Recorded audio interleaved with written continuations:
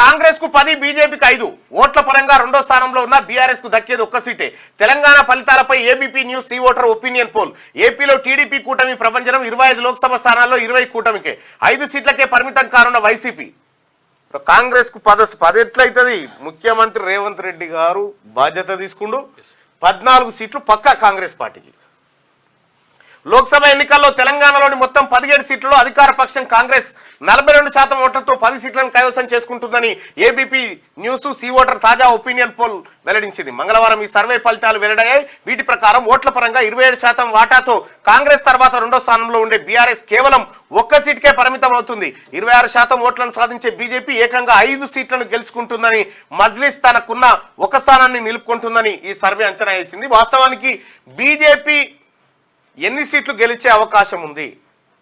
ఎందుకంటే ఇప్పుడున్న పరిస్థితిలో ఒక ప్రమాదం ఏముంది కాంగ్రెస్ పార్టీ కంటే,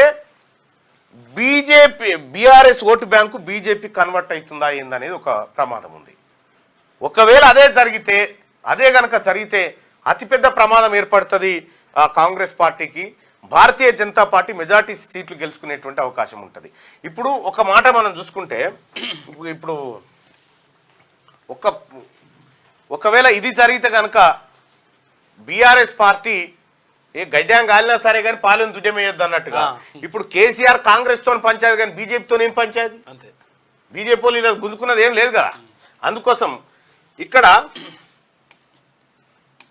బీజేపీ, కాంగ్రెస్, బీఆర్ఎస్. సపోజ్ మనం ఒక విషయం చూసుకుందాం. వరంగల్ సీటే ఉంది. వరంగల్లో Aruri Ramesh BJP candidate, Congress Kadiyam Kavya, BRS నుంచి అయితే ఒక నామమాత్రపు క్యాండిడేట్ అనుకోరాదు. ఈ నామమాత్రపు క్యాండిడేట్ ని పెట్టడానికి కారణం ఏంది? ఈ ఓట్లు ఇటు డిస్ట్రిబ్యూషన్ కావడం కోసం. మీరు అన్ని నియోజకవర్గాలలో చూడరు. ఇక్కడ భువనగిరి తీసుకోరి, భువనగిరిలో క్యామల్లేసిని పెట్టిన క్యామల్లేసి ఎవరికి తెలియదు ఇక్కడ బీఆర్ఎస్ నుంచి. ఏమైంది?